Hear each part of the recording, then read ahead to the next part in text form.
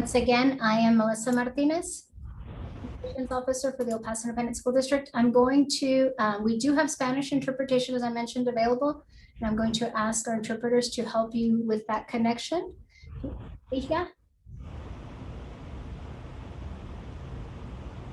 Si necesitan interpretación en español, aquí van a oprimir en este lugar el globo que dice Interpretation y pueden seleccionar español, así para que escuchen la presentación en español. También aquí estamos disponibles si tienen alguna pregunta. We do have ASL interpreters, so you can pin those if you need those. I am going to ask a favor of everyone joining us today. We do have over 200 participants, so if I could ask everyone except our presenters and our ASL interpreters to turn their video off, it will help us keep everyone, keep track of our ASL interpreters. And then when we get to the question and answer portion, if you have a question, please reveal your video, and that's how I will know that you have a question to ask again, because we do have over 200 people. It will just help me keep everyone, keep track of everyone. Before we get started, I'm going to introduce our presenters for today. We have Dr. Carla Gonzalez, who's the Associate Superintendent for School Leadership and Academics, Scott Gray, who is Director in Academics, Elena Bejarano, who's our Assistant Director in Health Services, and Daniel Vasquez is our Fund Development and Partnership Specialist. So with that, I'm going to turn the presentation. I'm going to start sharing my screen. Just so everyone's aware, we are recording this session today. It is being recorded. So, with that, I'm going to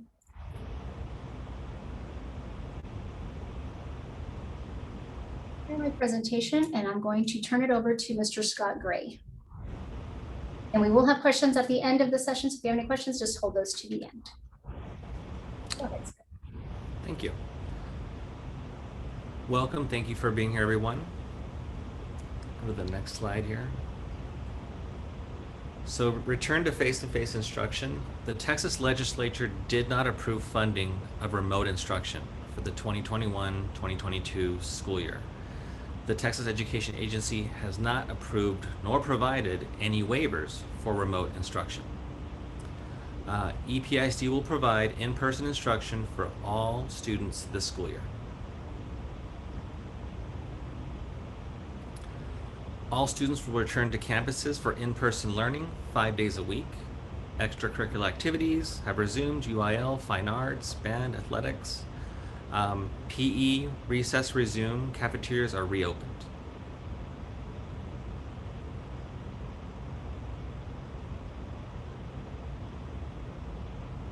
Accelerated learning is a term that you're going to hear a great deal of this year.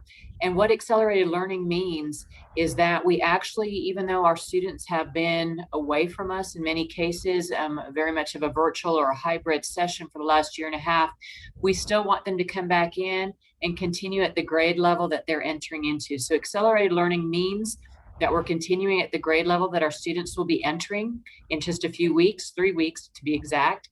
But what we're going to do is provide that support for those, any kind of learning loss or gaps in the instruction. House Bill 4545 just came through the legislative session from Austin within the last few weeks. And basically it outlines for us how to provide supports for those students who definitely showed that they struggled, specifically on the STAR exams in the spring. And STAR are grades 3 through 12. Our high schoolers take STAR EOCs, the end of course for graduation. So any student who did not pass the spring STAR, they will have some special requirements that we will be providing additional supports for them as we move through this accelerated learning for this next school year and for the coming school years to get everybody back where they need to be. Next slide. This goes into a little bit more. Typically grades 5 and 8 were grades that they had to pass the STAR exam in order to be promoted into middle or to high school. That has been eliminated. No longer will students be retained in 5th or 8th grade simply because of their performance on a STAR exam. The requirement for students who did not pass the STAR in 3rd grade, 5th grade, and 8th grade, there are going to be new requirements to provide additional supports for them in the areas of the STAR that they did not meet that mastery. Those 3rd, 5th, and 8th graders are currently going to be our 4th, 6th, and 9th graders. So the support will be provided to them in those grades, 4th, 6th, and 9th, meaning the 5th graders will receive the support in their middle schools, and those 8th graders are now freshmen. The supports will be provided through their high schools.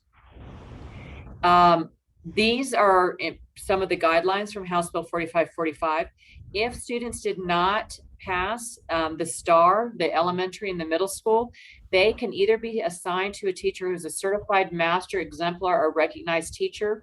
That's defined as nationally board certified teachers. Our district has very few of those. So really most of our students, the vast majority of our students, will be receiving supplemental instruction tutoring, is what we know it as, before or after school, or even embedded in the school day. And we're working on schedules to provide that extra time, that extra support with our students who qualify for this. The next slide. Accelerated learning. This gets a little bit more into the nitty-gritty. Students who did not take or did not pass the STAR test in 2021, meaning the spring, they will be required to do the following. They will have no less than 30 tutoring hours total during the summer, beginning really now in August, all the way through summer of 2022. What we will be going for is, we're trying for more than an hour a week, simply because 30 hours per subject. Some of our students, even though we're going to start focusing on math and reading, some of them also had tests in social studies and science. So for some students, that could be 120 supplemental hours. We will have special materials and programs designed for the students, so it's very targeted for the areas that they show that they need still some time to work and perfect. This is one of the greatest challenges of all, is that the instruction will be either one-to-one or a group no larger than 3 students, meaning a ratio of 3 students with 1 tutor or teacher in order to receive this supplemental instruction. And again, we'll be training our teachers, we'll be hiring tutors, substitutes, anyone who works with the students to support this one-on-one or 3-to-1 instruction. They will definitely have special training and specific programming activities that are designed for the children, not just a one-size-fits-all. These are very individualized. Our students will have personal pathways, whether it's the reading, the math, the social studies, or the science. Next slide. So we know that Mr. Gray take this next one. we know that our adults and our students are coming back with different experiences from the past year and a half. And so we want to put social and emotional well-being on top. So we've designed a system and a process to ensure that we're conducting daily wellness check-ins with our counselors. Counselors will use a standard electronic template and upload that to principals weekly. And after all that data is captured, we're going to make sure that we're assessing student concerns, needs, and identifying next steps to address them and to stay connected with our students. EPISD will continue to focus on social and emotional learning. Social emotional learning has been in our district for a while now, and it's going to be important to come back to this piece, because we want to make sure that we're managing emotions, positive goals, showing empathy, making responsible decisions, and continue to embed that within our curriculum as we move forward through this new school year for everyone.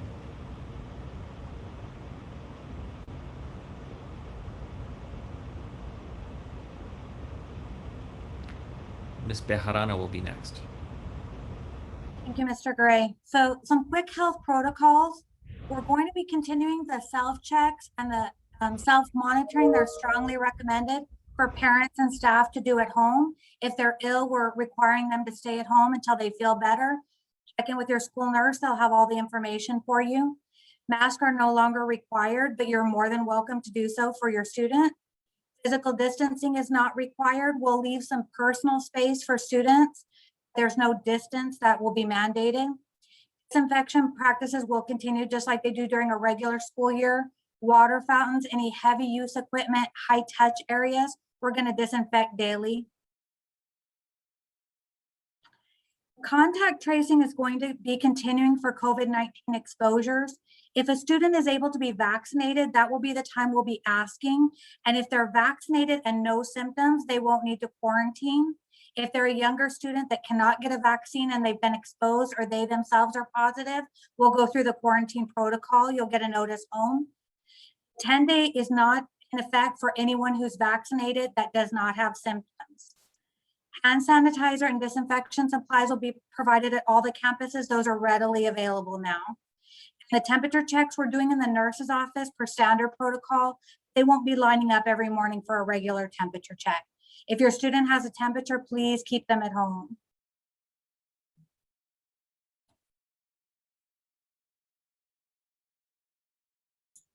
Thank you. As you can see, that's a brief overview of what return to school will look like, with some of the instructional requirements that we'll have, and then of course some of the changes in health protocols, changing from when students were fully last on campus, but some kind of a moderation of what has been done this past school year. So at this time, we are open to any questions that you might have. If you have a question, if you'll please reveal your video and I can unmute you. And as noted in that last slide, we will be posting the full plan. That's a more detailed plan will be posted on our website at episd.org. So I see our questions popping up. So I'm going to go ahead and start unmuting you one at a time. So I'm going to start with Jessica. All right, Jessica. Hi there. Hi, I do have a question. When you say sanitizing supplies, so disinfection, the hand sanitizers, that's fine, but do you know which sanitizers you're using, and can we be sure that they're safe for use around children? I ask because some of them are not safe for use around children. They're not safe, like the main ingredient in Clorox wipes, the quaternary ammonium salts. Those have actually been banned in California for use in schools and around children. But I'm still seeing that they're asking for the school supply lists have those listed, Lysol wipes and Clorox wipes. So I'm wondering if there's any kind of awareness or what's going on with the disinfection. I definitely want to answer that for you. And I think Amanda Burns, who's in charge of that, can also maybe weigh in, or we can get that information to you all. I know that everything we use has to have the MSDS sheet and is COVID approved for fighting COVID-19, which is a virus. I will look into the wipes. I know there's been some issues in the California schools. So we'll double check on those issues, make sure everything's safe. We're following protocol for those disinfectants. It's a good question. Okay, thank you. I also wanted to mention, so I'm at Texas Tech. I'm a researcher at Texas Tech, and I'm the environmental toxicology specialist.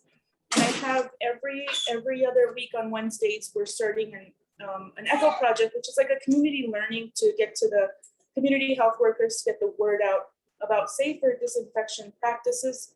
If there's somebody who I can forward this information to, somebody who's like in charge of facilities, like that, maybe that'd be great if they can also attend and then pass the word out, because there are safer alternatives that aren't causing, this kind of hormone disruption to children and affecting fertility, all sorts of side effects that are just not good. Yeah, absolutely. Amanda Burns, you can look up her email online. And can you spell her last name? Ms. Jessica, if you hang out with me for a little bit afterwards, I'll give you my email. You can send it to me and I'll make sure it gets in her hands. Wonderful, thank you. Now with me a little bit after I discuss everyone, I'll give you my email. Okay, I'm just going to great. As I see everybody. Did you have any other questions, Ms. Jessica? I don't, thank you. All right, next is Heather Lewis. Hello. I was wondering, most of the interventions that were addressed were related to students of STAR age. What is the plan for kinder and first grade students and second grade? All of our students at the beginning of the year are going to have diagnostics, even our youngest. And we have the DRA exam as well as dual language assessments, mostly in reading readiness. And again, it helps provide that information for us in terms of where they are. And that way we can design what our next steps are. Again, the personal pathways that a lot of these diagnostics provide to our teachers to assist the students are incredibly beneficial. So all of our students, as we welcome them back, as Mr. Gray said, we want them to sort of acclimate back to the instructional setting, being away from home, being back in the learning environment. But we also, the first week or two, a diagnostic for all of our students from our pre-Ks all the way through seniors, just to be able to determine exactly where everybody is so that we can provide the best supports possible. But we do have diagnostics even leading up to grade 3. Those third graders now were second graders last year, so we don't have the STAR data for them, but we do have other assessments. Okay, next will be Ms. Villegas. I have two questions. One of them is that the way I see it, that the last time that that the plan was designed, it was more in theory instead of practice. We saw that it was critical to have the staff. I spoke to the principal, and all those positions that were assigned to to do some COVID intervention and to develop the plans were basically the principal and the vice principal. But then we didn't have any additional staff to carry on the plan. That's one of our biggest concern is just about designing certain positions and certain processes, but is there also like will the district hire additional staff for schools to implement those programs and those safety procedures? And I think the other thing is the oversight. We're very much concerned of the oversight and how parents can, the grievance process to bring forward complaints of COVID and recuperating the education. The traditional grievance process does not work for the parents. And I really don't have any, in terms of our principal and the leadership in our schools, I don't feel that they're doing enough to really address the concerns of the parents. So with these type of issues and dealing with federal dollars, would there be like an external process that allows parents to complain, and so that things are addressed accordingly, and more specifically, like if it needs like immediate attention and not be sent through that long process of dealing with the district's grievance process? I'm going to ask Mr. Vasquez to answer that question on the protocols that you have put in place to monitor the programs and the data that you'll be keeping related to programs that are funded by the ESSER funds.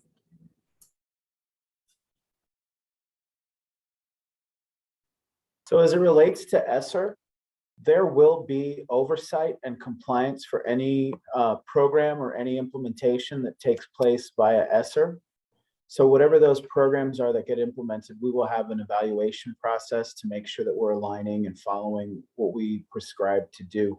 I think your bigger question, though, about grievance as it relates to COVID falls outside of that scope.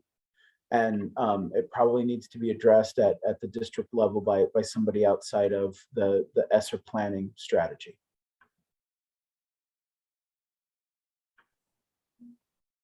Dr. Gonzalez, can you address that, please?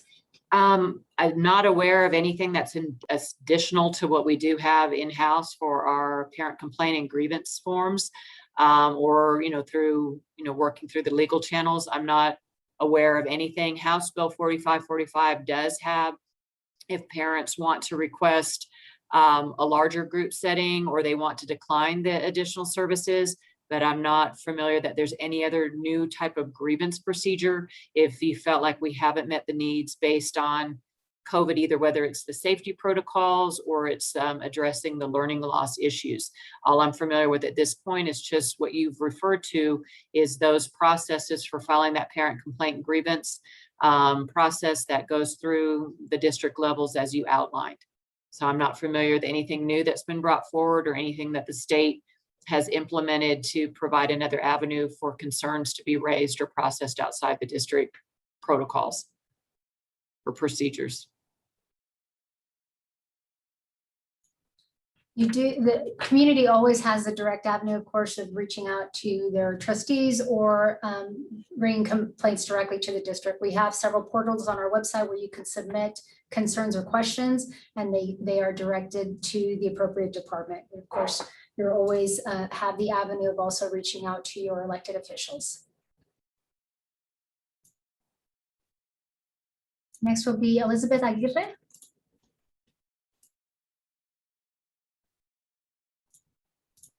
Hello? Yes, go ahead, Ms. Aguirre.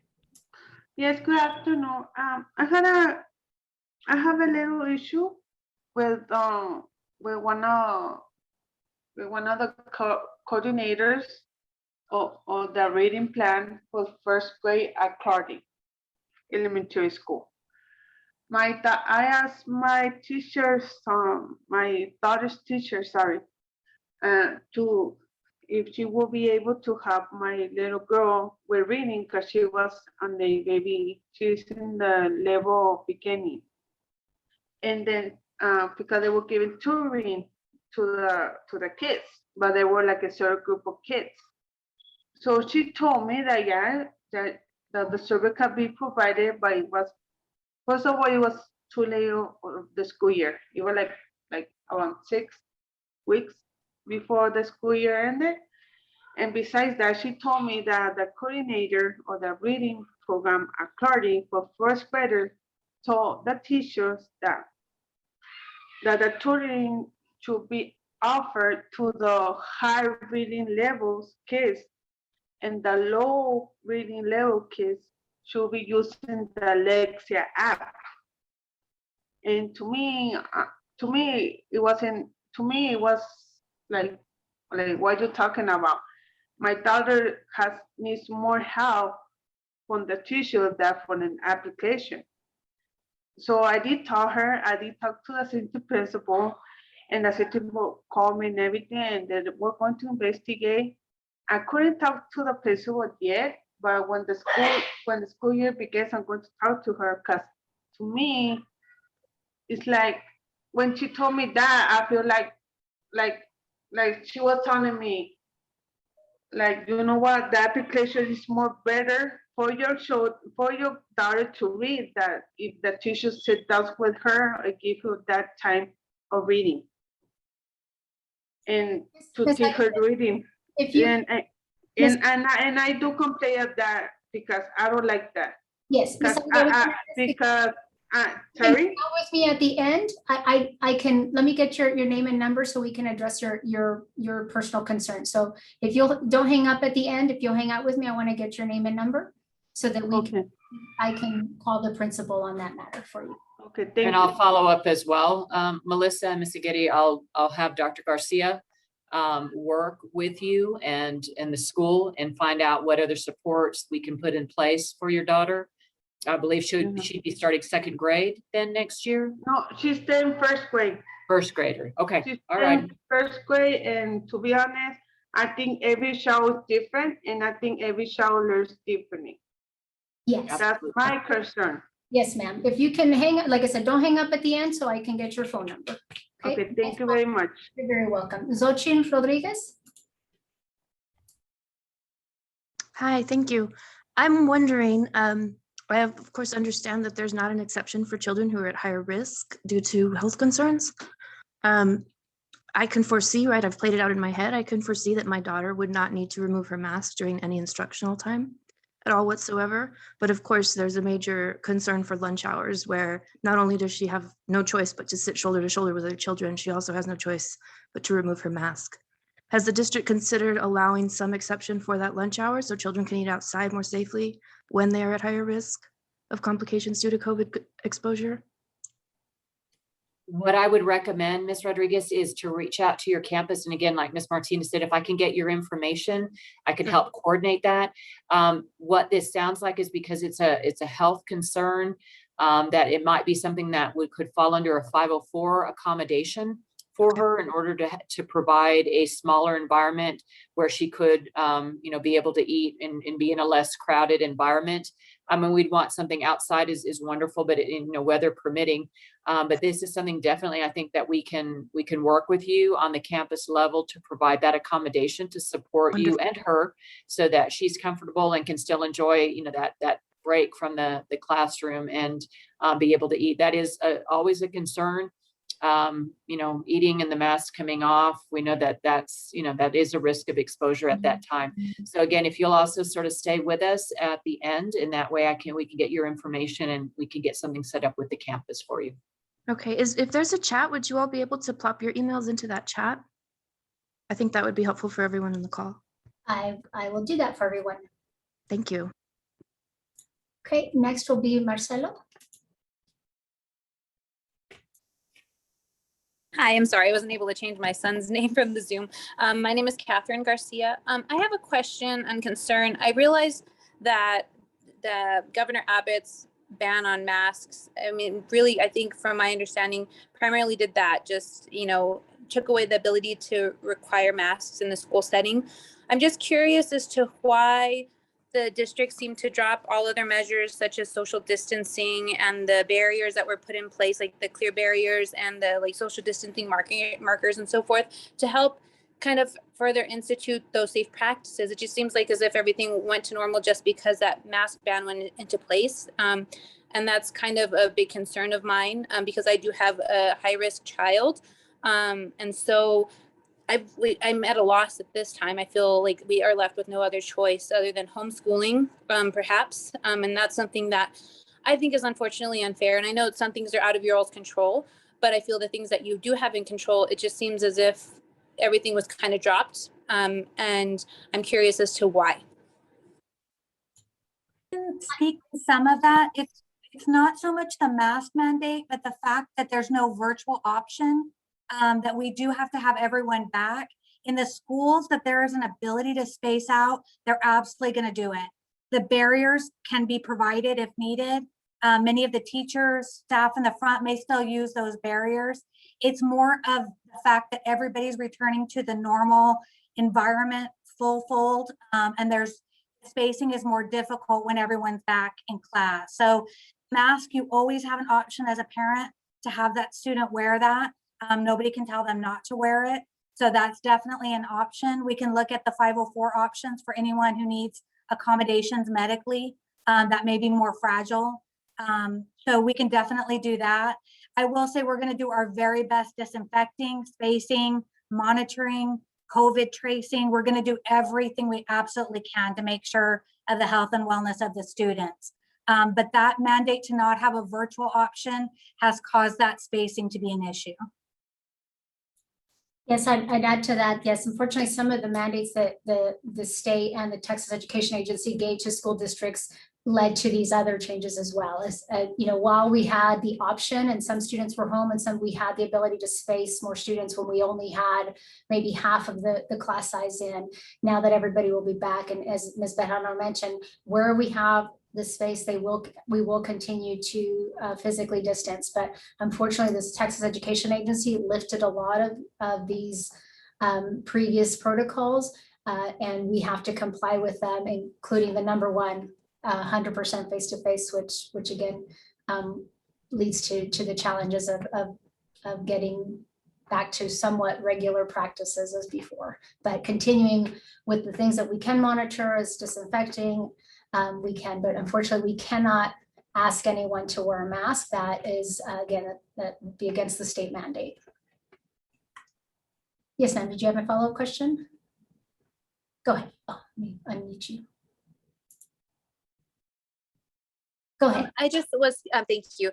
So I just have a question as far as those, I mean, the choices as far as, for example, the kids that are in elementary school that are too young to get vaccinated at this time, then an option, for example, if you were to have no virtual option, would be behoove me, for example, because my daughter's very high risk, to do the option of maybe homeschooling until they get vaccinated and then re-enrolling in school. I would guess I'm just kind of at a loss. I don't know what other options. I know there was some talk about possibly having some pods of high-risk students, if they have a medical letter, that there may be able to be a virtual option, even though it's not necessarily funding for all virtual. There's absolutely no options for any accommodations for special needs children that have high risk.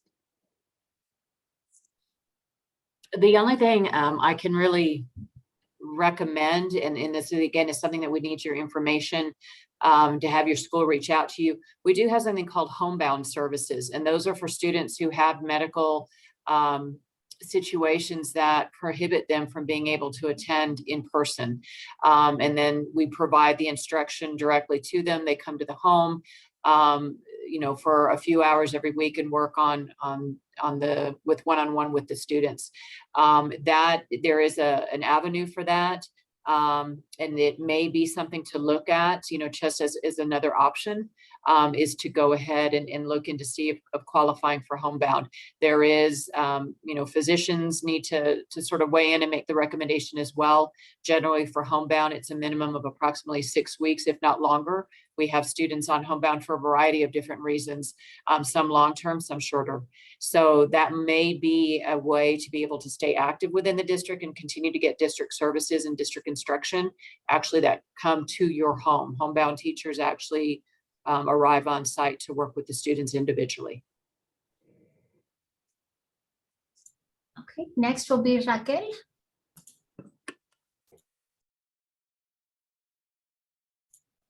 Raquel, do you have a question?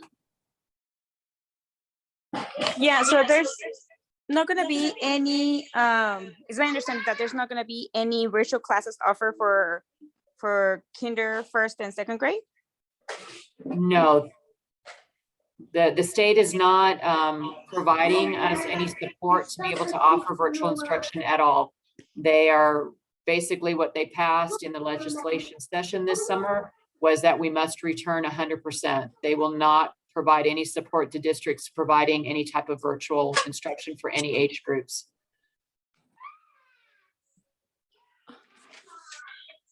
Okay, and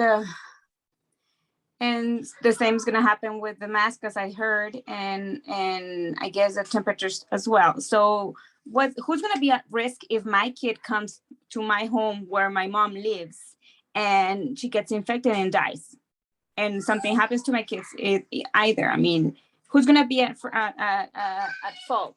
And the Delta variant is also going to affect kids. Our kids are not going to be vaccinated because I don't like what it's on the vaccines. So even if they get to the age where they need to be vaccinated, they're not going to. So who is going to be at fault? Because my kids have to be in school. And that's not something we can answer. Like we stated, this is a mandate from the state. So I encourage you to reach out to your state legislatures to address your concerns, because unfortunately our hands are tied. They have not allowed us to provide virtual instruction. So the only option we can offer our students is in-person, face-to-face, with the exception of the accommodations that Dr. Gonzalez has mentioned. So we share your concerns. Unfortunately, our hands are tied. Do you have a list of the legislators to contact with? If you go to the state legislature webpage, you can look up El Paso's there, or again, if you want to give me your email, I can send you all of our state legislatures emails. Okay. Yes, please. I'm going to move on to Linda Lang.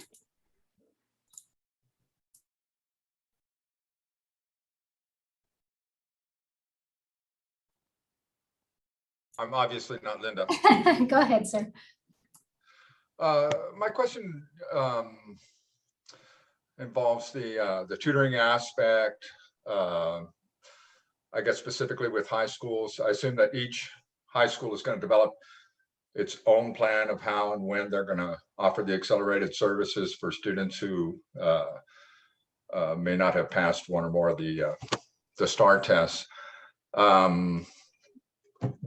Any idea when the schools will be reaching out on that, or should we just make contact with a particular school? And also, will that affect participation in things like major sports? Or it won't affect a student being eligible for major sports, but it may, I will be honest with you, as we're trying to find time within the school day, the high schools are the most difficult to be able to do the embedded supports, because we do have hour requirements for our CTE courses. I do know some are going to create sort of at least an advisory type schedule 1 day a week so that everybody will have some time to do that. We're going to be meeting this week as high schools to look and share some best practices and ideas. But in terms of major sports, many of our schools, we double block major sports. And so that second blocking may be the time that we pull a student to do some of the, 30 minutes of the support. The problem is what wasn't on there. There's a lot more details on this. We can't pull from core classes we can't pull from PE, and we can't pull from enrichment. So that would be all 8 classes that a high schooler is taking. So we do have to get creative and create some time within the day. But when we have a double block period like that major sport, quite often we double block algebra. We'll be able to do that second period. We might be able to pull from that. We might also, for some students who can afford it in their schedule, give them sort of that accelerated learning time, which is, time that they can work with the teachers in that small group, and just make it part of their schedule. We hope not to do that. We know most of our kids, they want every class that they're enrolled in. They don't want to lose out on band or major sports. We can offer 0 9th period. We also know we can do, ironically enough, in the evenings, we will provide virtual accelerated learning at all levels. So teachers who are willing to do that Zoom with a small group, they'll be able to provide that so students can work outside the school day. It's just that it does require us to offer an option in the day, but we can also work outside of that as well. Plus, we do have the intersessions. We have a week, all grade levels in October, and then the week prior to spring break. We will be using those intersessions and providing 30-hour blocks of time for a student to come during intersession and just get their reading 30 hours or their math. So the schools will be reaching out. If you know your child struggled on one of the exams in the spring, they will reach out to you to let you know what the options are and how many hours that we'll be providing for them. Also, something I didn't mention, for those, and we had a lot of students who didn't test at all in the spring, we will need to test those students in August. The state is providing a beginning of the year TEA designed exam. And so, for example, if you have a true 9th grader, in the end of August, when they release those beginning of the years, they'll take their 8th grade assessments. And that way we'll determine which hours need to be provided. Hopefully, as we prep the students throughout August, they'll do very well on that beginning of the year assessment, which mimics the STAR or the EOC, and they will pass and not need to take the hours. The hours will be there to help any student prepare, but those that are required will also have that information. So what will happen is a student who took the exam in the spring and was unsuccessful, they will have the hours provided to them. Then the students who take the beginning of the year TEA exam at the end of August, if they're successful, they don't need to have the hours assigned. If they're unsuccessful, they too then will fall into the group that will have those supplemental accelerated learning hours provided to them. I hope that helps. That was a lot. I'm sorry. Yeah, it was, and it was good information. Thank you. Makes me glad we took our grandson in to make sure he took those tests. Yes. But then the schools should be reaching out, probably not before the beginning of the year. I'm assuming you have a lot of options to discuss then, right? We do, and all of our students will be taking just sort of diagnostics, which are shorter. A diagnostics is an exam in math and reading that'll sort of tell us where they are so that we can provide support, because we know even if they did well on the exams in the spring, we still want to make sure if there's any learning loss or any gaps that we can fill those for them. Whether they have to have the additional hours or not, we want to make sure our teachers are providing that support as we keep them at grade level preparing for the spring and whatever exams await them there. But we will, the schools will be reaching out throughout the month of August, anywhere from early August through the very end of August, once we have those beginning of the year exams done for those who did not test in the spring. Okay, thank you. No, thank you. Thank you everyone for your patience. I'm getting to everybody. I see a lot of hands up, so I'm gonna keep us moving along here. Lucila Mendizabal. Hello. Let me turn my camera for you. Okay. I have 2 questions. One, and the CDC says last week, the people that those eligible for vaccine needs to wear a mask. Why me elementary school no wear a mask? And say the children need 3 feet apart inside the buildings. You guys do it? Or you thinking you can do it? That's one my question. So to answer your first question on the masks, unfortunately, we have to follow the state of Texas's mandate. So regardless of what the CDC has said, the state of Texas, Governor Abbott has said that public entities like a school district cannot mandate mask wearing. So unfortunately, we have to follow that. We cannot ask anyone to wear a mask, but as Ms. Bejarano pointed out, if somebody wants to wear a mask, they are welcome to do so. We will not prevent that anyone, staff or student, from wearing a mask. We cannot enforce that. We cannot ask somebody to wear a mask. On your second question, our desks under normal circumstances, our classrooms are set up, desks are about 3 feet apart. So that was something MTA has. So we're already about, in most cases, 3 feet apart already. They're not usually closer than that. Maybe the little ones with the round tables, but the desks are about 3 feet apart. Is that accurate, Dr. G? For the most part, as much as we can, especially at the elementary where our class sizes tend to cap at 22.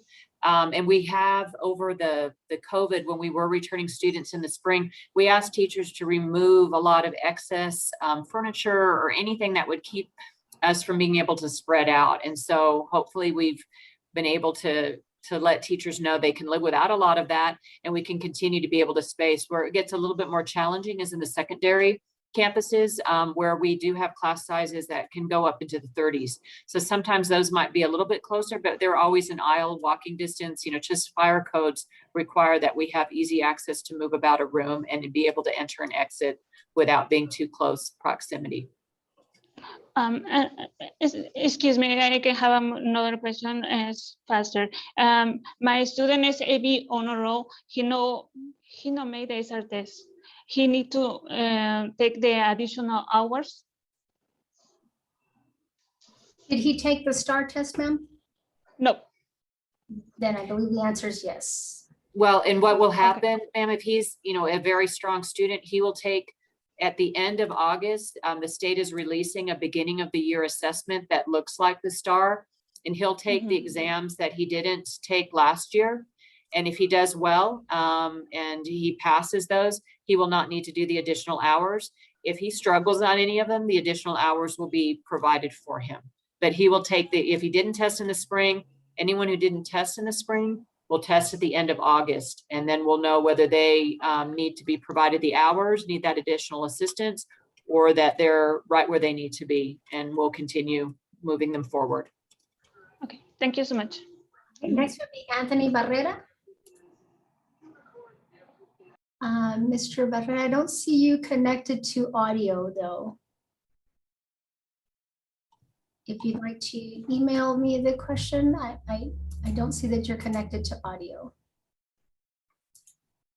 So I'm going to move on to Pierce.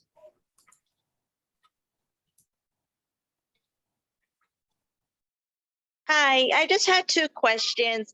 And came in late, so I don't know if this has been asked or not.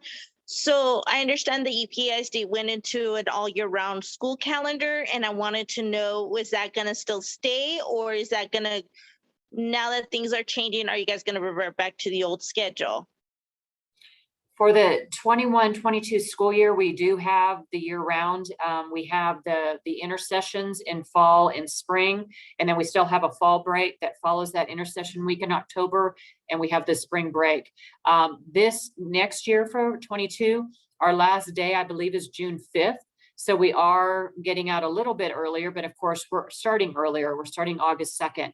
We are in the process of looking at developing the calendar for 22-23.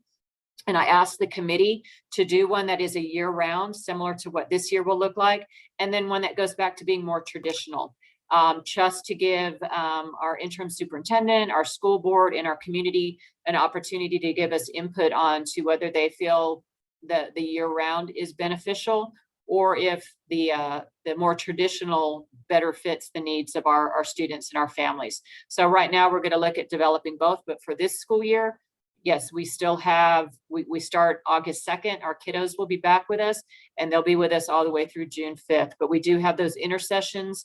We do have a fall break week and a spring break week. Okay, because I understand that you guys did that during the pandemic to help during the numbers in case we had to go in lockdown. So my second question is, now that we have those intersessions, does EPISD have a fall backup plan in case numbers were to rise again? And if we have to go down as a lockdown, I'm hoping it doesn't, but is foreseen the inevitable. Will you guys do virtual again, if we do a lockdown, would like, basically, well, since we kind of have an idea of what we dealt with before, are we going to have a backup plan just in case if we do go on another lockdown? A lot of that would be followed with what the state allows us to do. At this point, the state's not giving us any options for virtual, and they haven't given us, unless Ms. Bejarano can give us any insight in terms of if they anticipate, as has been mentioned by some of the other people that have spoke this afternoon. We do know there's variants out there. We do know that there's still cases that are happening even now. But at this point, all we've been given the go-ahead is to plan as usual. And then if something should, I'm sure then we would respond the same way we did back in March of 2020. And the state would give us the guidance at that time. Okay. I'm sorry. And then another question just popped up in my head. Because I know like right now everybody's getting vaccinated. I know the big question is for the little ones. And I know the little ones, it's taking time once we get those research done. But my question is, I know like I know your district, like for my kids' school, they say we need to have their vax shots up to date and have them as show proof to go back to school. Once it's eligible for all elementary, is that something that's going to be required, part of the COVID, list amongst with like the flu and all the other ones? Are those going to be a requirement to be in the school? I'm not sure if I'm answering it correctly, asking it correctly. No, you're good. So from what I understand, the traditional immunizations will continue, and HPV, flu, COVID will always be an optional vaccine. So I've heard no plans of them making it a requirement. Okay, then. All right. That's all my questions. Thank you. Thank you. Stephanie Alvarado. Hello, can you hear me? Yes, go ahead. Hi, good afternoon. First and foremost, thank you all for having this meeting for us parents. I think it's really good information necessary for all of us that are interested. So thank you for that. My question is for House Bill 4545. Is it an absolute requirement, or can we opt out for these mandatory, I know that contradicts itself, but the 30 hours of tutoring? Yes, they haven't. What they've alluded to is that they're going to give us certain templates from TEA. There's a possibility of waiving even just the small, like you'd be comfortable with your child being in a group of 12, 15, 20. But also if they don't provide a waiver or a decline, I guess, of the additional services, we'll have one generated as a district that will be able to provide for parents who may just say, I don't want the hours, I've got this covered, or even may say I'm not comfortable having them tested at this time. So we will need to have parents who decline the hours and the supplemental accelerated learning opportunities. We'll need to have it in writing because this is a House bill mandate from the state. We will need to be able to document the services that we provide, and if we don't provide services, why that was, so that we're actually currently working on a form, and it would be merely for the parent to be able to fill that out and provide and file it with the campus, so that we'll have that on file if it were ever asked why we didn't provide services to these certain groups of students. We would have to have that from the parent, but we will have that as an option for any parent wishing to decline the opportunities. Okay, thank you. I appreciate it. No problem. Okay, real quickly, I have opened up the chat. If it's easier more convenient for you to drop your question in there, you're welcome to, but we're nearing our hour, but I'm gonna stay on. We'll stay on as long as y'all want to with the questions. I'm gonna move on to Steve. Yes, good afternoon, everyone. Thank you for the meeting. I just got a quick question for the new ones, the little children that are like 4 or 5 getting ready to start their first school year. What's the guidance in regards for handling these children academically wise, since this is their first go around for school? My daughter will be 5 November 11th. And I know the rule for the state of Texas that you have to be 5 before school starts, which was in September. Is there some kind of conflict with that law for the state of Texas, with the schools being open for August now?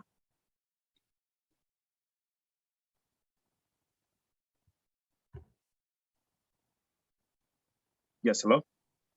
Can any of our speakers speak to that? Yeah. I'm sorry, I was also answering in the chat at the same time. I'm sorry.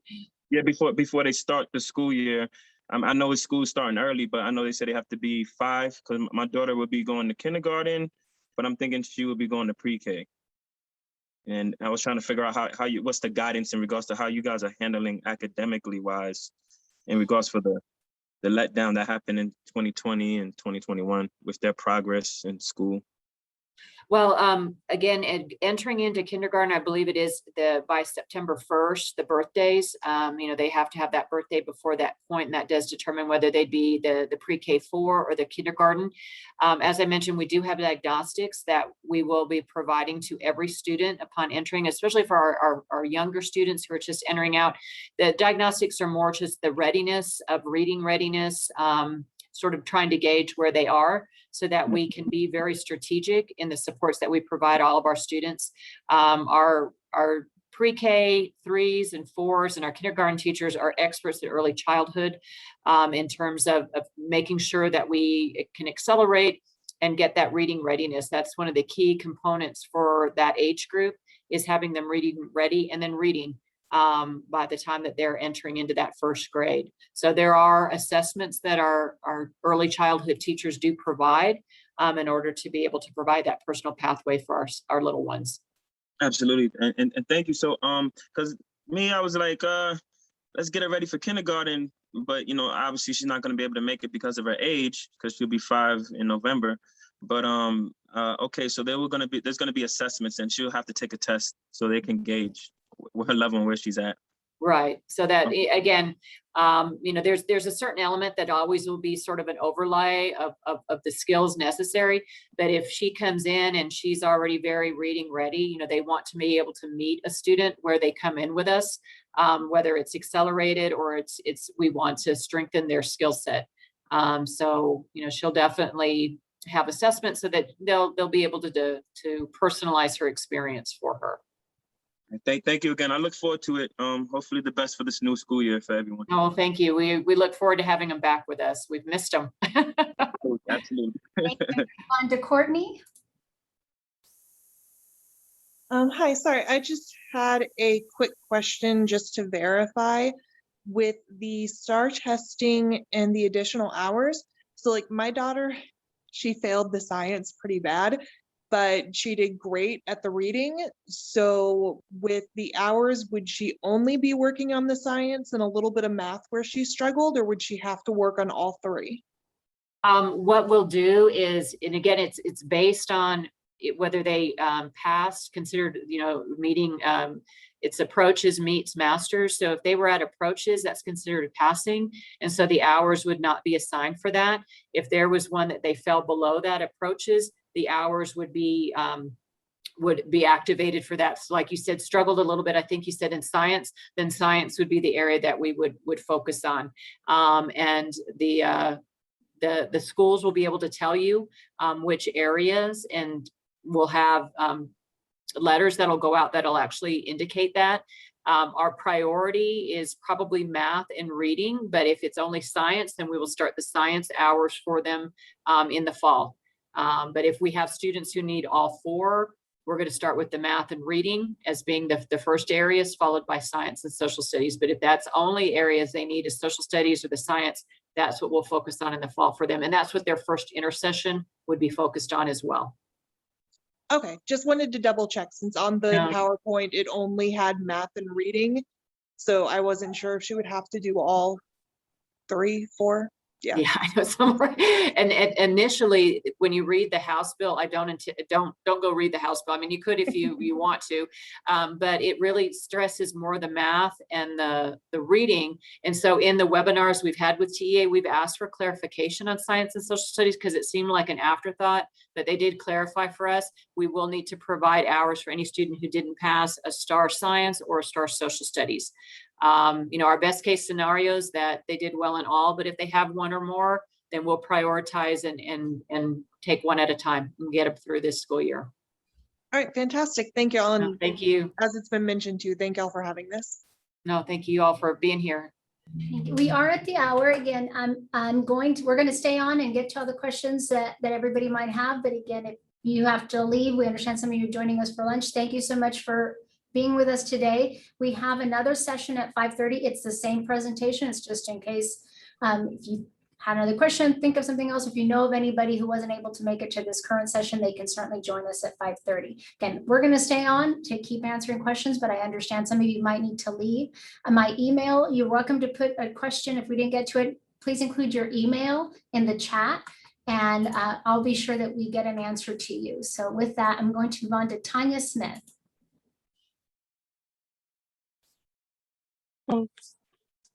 Hi, it's Tanea Smith, actually. Okay, so my question is, well, I know that you're not like requiring students to wear masks, you're wiping down high risk areas and stuff, but will there still be the shields up, or is that not a requirement anymore either? That is not a requirement. However, if teachers have the space and are allowed to use them, absolutely they can. If you want to request that from a student's teacher and they have the ability to do that, absolutely you can do that. Oh, it's not. Okay. Also, will you be like requiring the students, because I have a first grader, requiring the students to wash their hands more often or use hand sanitizer more often? Because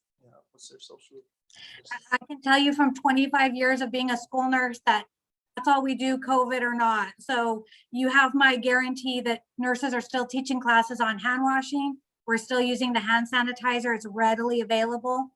You're welcome to send a small bottle with your student. Some like to clip it on their belt. That's more than fine to have that. At home, if you can practice with them, that's even better. Hand washing, sanitizing, trying to keep a little distance. That's helpful too. But absolutely, the nurses will be hitting the sanitation, hand washing, watching for illness very closely. Okay. Will kids be in close proximity during the school hours at that time? I think I missed the first part of that. My apologies. Will kids have proper safety precautions established? Because our daughter is very outgoing, so she likes to touch, and so I was just trying to find out how is the precautionary like standard for younger kids is going to be for pre-K and first grade. We emphasize a lot because we have huggers and kissers and of their lunch and that kind of thing. So we emphasize the personal space, and the teachers will be doing that, and nurses as well, that everybody needs to have a little bit of a bubble around them for comfort. So the little ones we try to explain, even our high schoolers, we're going to try to explain that they need some space in between them. So we're definitely going to do, our darndest to make sure they give some space to each other. Okay. Also, in the event that our daughter does catch COVID, how long would like the quarantine be, and would it be so 10 days? Okay, so would it be counted as an absence, or would it be like more so like a nurse's 6 days? So we're definitely working with Cheryl Felder, who's in charge of pupil services, to ask how we can help the students if they're in quarantine. That's the last thing we want to do. So we're going to do some contact tracing. We're going to be vigilant on signs and symptoms. We're absolutely going to follow Dr. Ocaranza's keys as far as how we contact trace and who has the 10-day quarantine. So all that will be revealed a little bit later as soon as Pupil Services, Dr. Gonzalez, speak about how to do those absences. It's a last effort though to quarantine them. We're going to try to do everything we can. Okay. I'm sorry, we have a bunch of questions. I don't know how to word it, but so like, go ahead, you can go first. Okay, so with recess and extracurricular activities within the kids grades, how is the disinfecting going to actually work? Because I know some kids may be on recess or have lunch at a certain time. Are they disinfecting it throughout the day, or is it once a day? Because I seen in one of the things the the water station will be disinfected once. So, you know, it could be once in the morning, once in the afternoon. You know, that's what I'm trying to figure out. Yeah, let me rephrase that if that came out incorrectly. Those high touch points are done several times a day. So water knobs, the equipment is done in between. So once one PE class ends, they disinfect the equipment, they wait for the next class. So we've kind of got those protocols down pat because we've been doing it while kids have been in school this last year. All the PE teachers are aware of that. So anything that cannot be sanitized in that fashion goes in a bag, it's tied up, it waits for the next day as the virus can't be communicated to each other over a distance. So anything that couldn't be washed, we're going to do that with it. Last question, sorry. So I know in the past, well, my elementary school, they would come home with homework. Is she going to come home with paper homework, or is everything still going to be through Class Dojo or through Schoology Or yeah, Schoology, Class Dojo, Galaxy, Education Galaxy. Yeah. A lot of it, it's what we have is a blended learning approach. I'm trying to answer in the chat at the same time. We still have a one-to-one device district for our students, but the device does not replace the teacher, but it does help us facilitate a lot of the learning in terms of, you know, at the upper levels, being able to take notes, being able to access information, doing research. It's very much sort of like even like flex books, that there's a lot of our textbooks are now on their ebooks, electronics. And so it could be that some of the homework might be, you know, handed in, you know, through Schoology. Schoology is still very much our learning management system at all levels. You know, we've made a lot of gains on our teachers and our students becoming far more comfortable using a lot of this technology. So we'll continue to utilize it as part of that blended approach. There's still that one-on-one, that interaction. There's still paper and pencil, but even our testing, the state testing is all online now. And so our students do need to be comfortable being able to interact with their computers, because that is the way the state is going 100% on all assessments, even AP exams, things at the upper levels are all online now. And so we want our kids to be comfortable in that. It doesn't replace the teacher, it doesn't replace those discussions and those hands-on activities, but it's certainly an important part of that blended learning approach. So things like, yes, Schoology, your Class Dojo, having those communications with your teachers, being able to hand things in electronically, those will continue, because those are skills that we're finding, you know, are required outside of the school environment. So we want our kids to be prepared.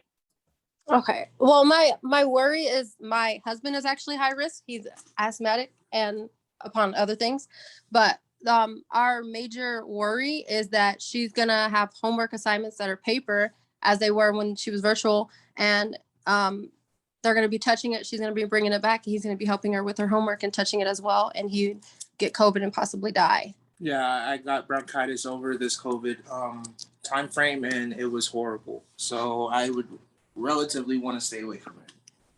And that it would be something that I would coordinate directly with your campus. And I don't know if your student has, if elementary has that one teacher to coordinate that with, and just make that request. Because there is no reason we can't pretty much do everything electronically. Even any kind of handout can be scanned and produced through the computer. And so I would just make that, you know, coordinating with the campus and give us that information. I can help facilitate that with your principal to make sure that that's an awareness for that teacher that your child has, and that the campus is able to support you with that. Okay. When do we receive like the teacher like name on the schedules? Is it on the first day? Actually, what we're encouraging is sort of that old school of being able to have those open houses the week that our teachers come back, which is the week of the 26th. I'm running out of dates. But it's that final week of July, having those open houses. But you should have that information prior to that. For those who are looking for them online, we roll over is what we do. When one school year ends, another one opens up, and that rollover will be happening this weekend. And so those of you who are checking on Parent Portal, you should start seeing those schedules. Also, just checking on your campus website or reaching out to the campus to find out when they'll post that or when they're going to have that open house. So you'll have a chance to come visit the classroom, meet the teacher. Teachers are back on duty that final week of July. So a lot of those will be happening that week. Okay, thank you very much. No problem. Stay safe. To Jay Parsa, you've been waiting patiently. Hello, I have two questions. I have an 11th grader who passed his his EOCs last year, and his grades are fine.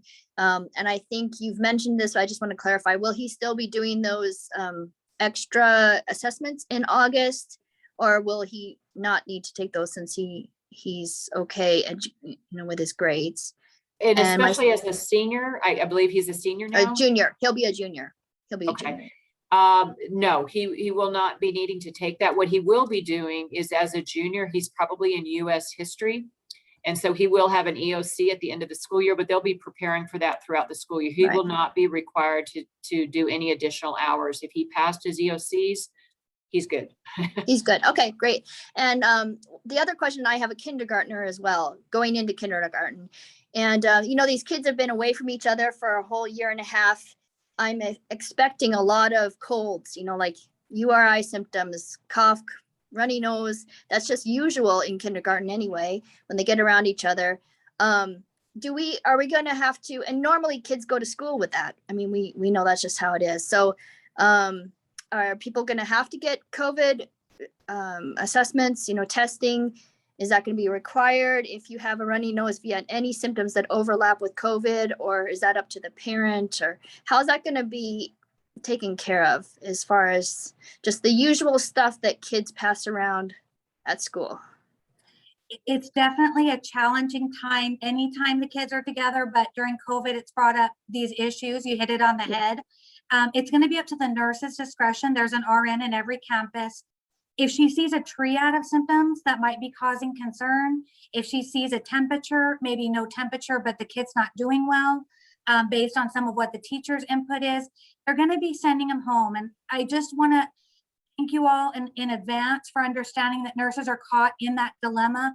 We do not know if it's COVID or not. They could have COVID, do a test, it comes back negative, 2 days later, it's positive, or vice versa. It could be a false negative. So we're just going to do our very best with every kiddo. If they're not feeling well, best thing to do is keep them home. If symptoms resolve and they're good to go the next day, feel free to send them in. But nurses will be trying to keep everybody healthy and safe. So that's just going to be something we need to work with the parents on, to let them know they have some of these symptoms. Testing is never mandated, but it might cause a 10-day quarantine if we need to see if the symptoms are still there after 5 or 7 days. We might ask you to see your pediatrician, doctor, to make sure we're not dealing with COVID. But we're absolutely here to help and support the kiddos in learning. But they may need to go home. This year it'll be dicey to know whether it's COVID, whether it's RSV, whether we have another infection coming in. So we're just asking patience on that. Okay. Yeah, that's fine. I mean, I know that, the usual colds, they can last for 10 days, and that's really normal. So, and people often are in school with a little runny nose or a little cough, and that's, that's acceptable and normal in the old days. So I was just wondering, so the nurses will be monitoring that, and if they ask you to stay home, you stay home. That's all there is. Okay, that's fine. I'm fine with that. Yeah, no, but I appreciate the question. Okay, thank you. All right, Mr. Haji, you're very patient. You're next. Yes, good afternoon to everybody. My first time after the online schooling, which was devastating to everybody. I just need to ask, I heard and I've been monitoring the website and everything about reopening the plan. To me, if the school does not reopen on August the 2nd, to me, it's kind of like end of life. Like I've been since January until the summer started, until today, 24 hours up. I'm not getting sleep. I have no income to support the family and nothing because I'm watching my little kid. See him right there behind me for almost 9 months now. So it's just devastating results because of COVID. I know it's nobody's fault. and the school do whatever it takes, wherever they can to reopen the schools. I just need to know, are they going to open on August the 2nd? We are all fully vaccinated.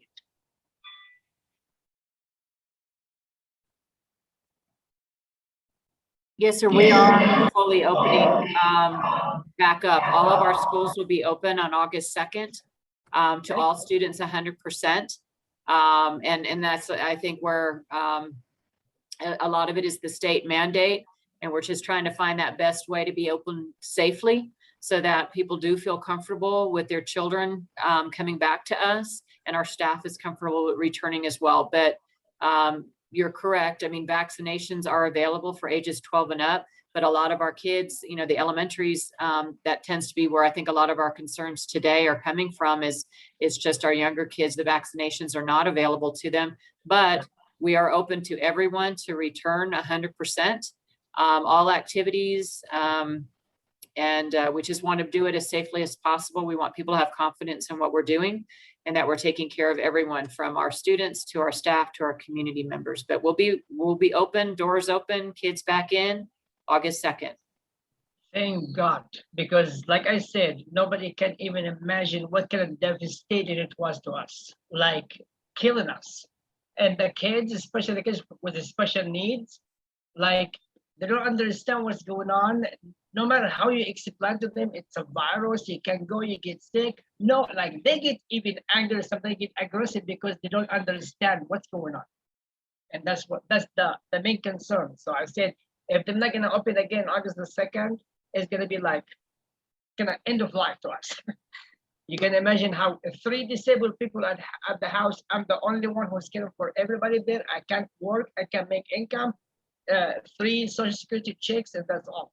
So thank God, and appreciate the great news that they're gonna reopen and everything. I appreciate it. I'm done. Thank you, sir. Erica Reina, thank you for being so patient. Yes, I have 2 questions. One is with the vaccinations. Like my daughter's doctor, they do the call-in first, and then they schedule an appointment for the office to get their shots.